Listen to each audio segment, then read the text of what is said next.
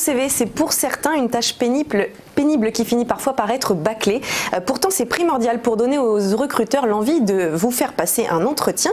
Alors aujourd'hui, il faut user d'originalité et de pertinence pour tenter de sortir du lot. Pour cela, notre invité a eu la bonne idée de lancer My CV Factory, un site qui permet de créer un CV à partir de modèles déjà existants ou sur mesure en fonction de vos besoins. Pour en parler, je reçois donc Pauline Lahari, dirigeante de My CV Factory. Bonjour Pauline. Bonjour Éléonore. Merci d'être avec nous. Alors tout d'abord, qu'est-ce qui vous a amené à créer My CV Factory? Alors pour moi-même, au départ, je cherchais un emploi après mes études, un emploi à Pékin, puisque c'est là-bas qu'on avait décidé de déménager avec mon mari. Voilà, donc l'idée c'était de trouver un emploi sur place et en fait j'ai rencontré énormément de difficultés puisque c'était des secteurs assez compétitifs et j'ai réussi à me démarquer avec des CV intéressants et c'est comme ça que je me suis dit, en fait, pourquoi pas lancer une boîte là-dessus. Est-ce qu'aujourd'hui vous estimez justement que les CV classiques avec photos et lignes d'expérience professionnelle alignées ne retiennent vraiment plus du tout l'attention des recruteurs? En fait, maintenant c'est un tout, c'est-à-dire qu'on est vraiment là pour se vendre, donc il faut vraiment une esthétique du CV et un contenu pertinent. Donc il faut vraiment allier les deux pour réussir sa candidature. Quelles sont du coup d'après vous les astuces pour faire un CV attractif et qu'est-ce que vous recommandez en termes de couleurs? On a des exemples sur l'écran qui passent. Ouais. En fait il va y avoir plusieurs aspects. D'abord ce qui va attirer l'œil du recruteur en premier, c'est quand même l'esthétique. La cosmétique du CV est importante. Elle doit mettre en valeur le côté pétillant de la personne, elle doit donner de l'énergie au profil. Donc en fait c'est assez important d'avoir une structure qui vient hiérarchiser en fait le contenu qui doit par la suite être pertinent. Donc vraiment d'abord cette esthétique qui doit attirer l'œil. Selon tout secteur, il y a vraiment des codes. Évidemment en finance, on va se permettre un CV qui est un peu moins créatif, en communication événementielle, quelque chose de très, très parlant. Donc voilà, il faut vraiment adapter au secteur de l'entreprise, mais aussi à la culture de l'entreprise, et ça c'est assez important. Après évidemment le contenu, il se doit d'être chiffré, des chiffres très concrets en fait, sur les activités, sur les réussites personnelles ou professionnelles. Essayer vraiment de mettre en avant finalement des langues, voilà, quelque chose de très concret avec des chiffres. Et ça, les candidats l'oublient la plupart du temps. On voit souvent des phrases assez généralistes. Oui. En fait, alors qu'il faut mettre en avant ce qu'on a contribué à faire pour l'entreprise, etc. Ouais. Ouais. Puis il ne faut pas non plus hésiter à s'attribuer des succès. Voilà, les Français sont assez humbles là-dessus. Ils ont peur de s'attribuer des réussites, etc. Un peu moins à l'américaine. Donc l'idée vraiment, c'est de mettre même une ligne acquis ou succès, 2 points, réussite. Et là, on va vraiment parler de réussite, des objectifs commerciaux atteints, des événements organisés avec 1 million de budget, voilà, des choses en fait qui parlent aux recruteurs et qui donnent du crédit à la candidature. Mais vous disiez que les Français étaient humbles vis-à-vis de ça. Est-ce que vous avez remarqué qu'il y a d'autres nationalités où ce n'est pas le cas finalement? Aux États-Unis, c'est vrai qu'on n'a pas de mal à dire les choses telles qu'elles sont, à promouvoir les succès qu'on a eu en entreprise, même si c'est des travaux d'équipe, mais on n'a pas de mal à l'écrire noir sur blanc. Et en France, on a tendance d'ailleurs à utiliser des mots comme participation, réalisation, qui sont moins impactants finalement que les Américains, qui mettent vraiment des verbes d'action. Et il faut absolument que le CV tienne sur une page, parce que souvent ça dépend encore une fois de l'âge que vous avez. La plupart du temps, un junior jusqu'à, je dirais, jusqu'à 35 ans, on peut encore avoir un CV une page, mais après, il est normal d'avoir un CV sur 2 pages passer cet âge-là, parce qu'on a vécu déjà énormément de choses et il n'y a pas de mal à ça. Alors il y a des erreurs qui sont faites assez rapidement. Quels sont les mots-clés qu'il faut éviter aujourd'hui sur un CV? Alors on a beaucoup vu curieux, dynamique, leadership, voilà, ce sont des mots-clés qu'on a beaucoup vus, c'est vrai. LinkedIn a d'ailleurs sorti une étude il y a quelques années sur les mots-clés à éviter, les buzzwords comme ils disent. Voilà, après moi j'aime beaucoup utiliser sens de l'engagement, des mots qu'on a un peu moins l'habitude de voir et qui donnent quand même qui a un impact.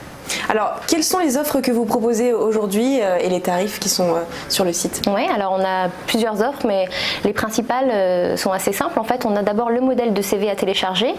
Donc on a plus de 400 modèles sur le site. Vous téléchargez celui qui vous plaît, en fonction du secteur, en fonction des couleurs qui vous plaisent aussi, et vous rentrez vos informations en autonomie. Donc cette offre-là, elle est à 12,90 €. C'est principalement des juniors qui nous achètent cette prestation-là.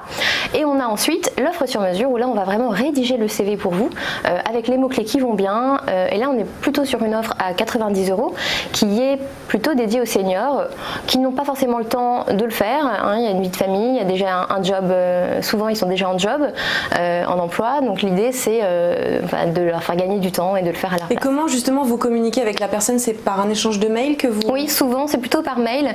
Alors on privilégie les échanges écrits pour avoir une trace de tout et comme ça nous aussi ça nous permet de mieux briefer nos équipes derrière. Donc ça c'est un choix de notre part. Voilà, donc après on a vraiment des avant-après assez intéressants sur certains secteurs. Et justement sur le CV sur mesure, quels sont les CV les plus audacieux que vous ayez réalisés? Alors on a déjà réalisé des CV de chefs qui sont plutôt originaux dans le sens où la photo va beaucoup apporter. On fait une vraie photo avec la toque, vraiment le vêtement classique. Et après on a fait une création il y a quelques années sur une personne qui travaille dans le digital dans l'univers de la gastronomie et on a créé un CV en marshmallow ou en chamallow et on avait envoyé ces box là à des entreprises et ça avait marché. Oui, ça avait beaucoup plu. Ouais. Quand ça sort du lot évidemment. Et combien de CV ont été réalisés depuis la création de l'entreprise? D'ailleurs, c'était en quelle année que vous avez monté ça? 2015. Ouais, alors combien de CV, je ne sais pas, mais par contre 100 000 clients aujourd'hui. 100 000 clients aujourd'hui. Quels sont les retours justement des gens qui ont fait appel à vos services? Eh bien, plutôt positif. Aussi, on redonne de l'énergie au candidat quand il est un peu à bout de souffle et qu'il est un peu découragé. Et je pense que ça, c'est un aspect chez nous qui est assez important, le côté humain qu'on vient donner à nos candidats. Mais moi je me suis toujours demandé, est-ce qu'à vouloir être trop original avec son CV, on risque pas de perdre en crédibilité auprès de certains recruteurs? Ça va dépendre vraiment du secteur à nouveau. Je pense qu'il y a des secteurs où l'erreur de goût ne pardonne pas. Le CV doit vraiment nous ressembler, donc il faut vraiment l'assumer, il faut qu'il soit joli et en adéquation avec ce qu'on est. Donc voilà, à vraiment tester une originalité très créa, oui, dans certains secteurs et dans d'autres un peu moins. Alors vous avez édité une nouvelle version de votre livre 100 modèles de CV et lettres de motivation aux éditions Studirama, sorti l'année dernière. Je vais le montrer à l'écran. Donc c'est un petit peu un condensé de tout ce que vous venez de nous dire. Est-ce qu'il s'adresse principalement aux jeunes?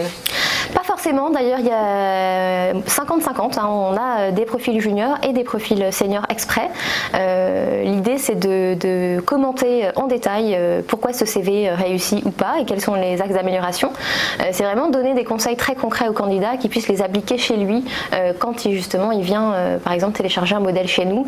Derrière il peut avoir ce conseil là grâce au livre. Alors pour les étudiants qui sont quand même des cibles majeures de vos services, vous les accompagnez aussi dans les écoles, au sein d'ateliers. Racontez-nous comment ça se passe. En fait on intervient dans les écoles, on accompagne les services carrières sur l'employabilité de leurs étudiants. Donc on vient proposer des modèles de CV dédiés aux établissements qui sont vraiment personnalisés pour eux et de la relecture de CV en virtuel, 100% online. Et on vient en fait accompagner l'étudiant sur le contenu de son CV et enfin des ateliers en effet workshop ou des webinaires d'ailleurs en ligne sur le CV, le pitch, la carrière, comment se valoriser. Voilà, on a vraiment trois critères, trois pools d'offres pour les écoles. Alors le site il a l'air très complet, mais est-ce qu'aujourd'hui vous avez quand même des projets d'expansion? Oui, absolument. Alors moi j'ai habité 5 ans en Chine, donc j'ai un rêve de lancer My CV Factory sur le marché chinois. Donc voilà, on a décidé de se lancer là récemment. Donc c'est vraiment l'actu du jour. On part à la conquête du marché chinois. On vous le souhaite en tout cas. Merci. Merci beaucoup Pauline Larry d'avoir été avec nous. Je rappelle que vous êtes fondatrice de My CV Factory pour tous ceux qui souhaitent rafraîchir leur CV.